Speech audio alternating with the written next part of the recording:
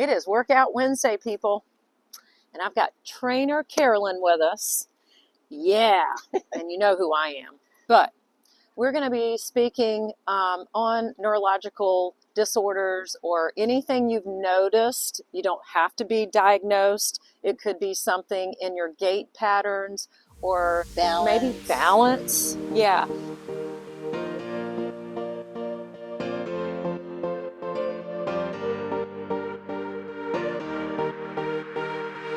So that sometimes is the key word when you when you notice.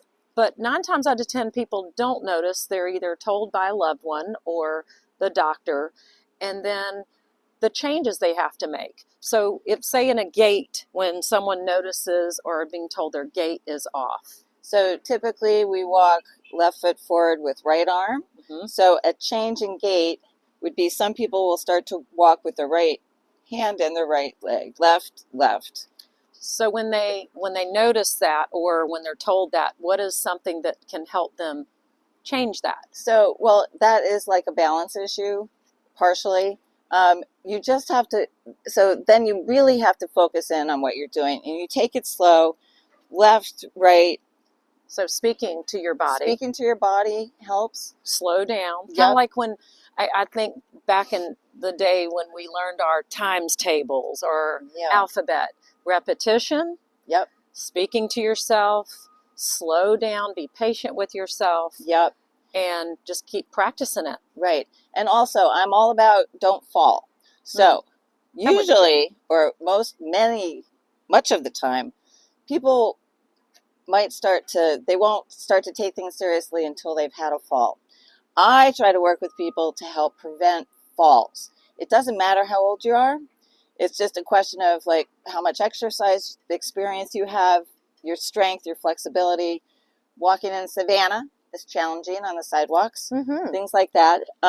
So if they were practicing exercises to keep them from fall, balance, as you said, is one way, and that comes in layers.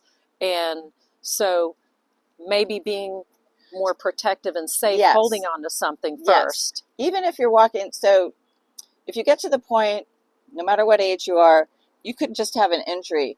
Maneuvering through your home is important, and to err on the side of safety.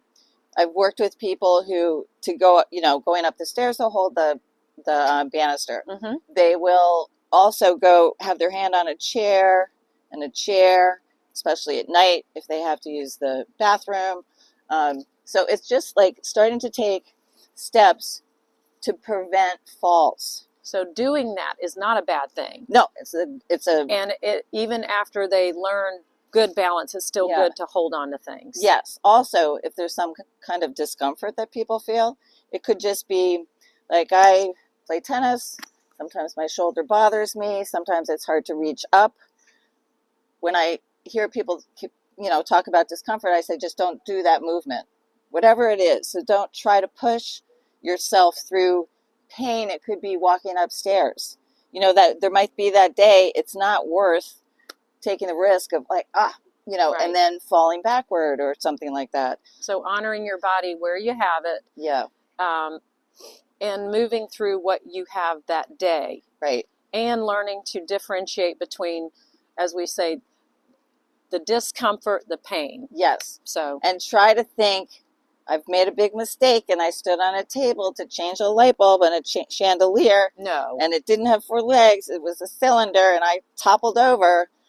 Now I don't do that anymore. Or I think about things and ask for help. It's really hard for people to ask for help.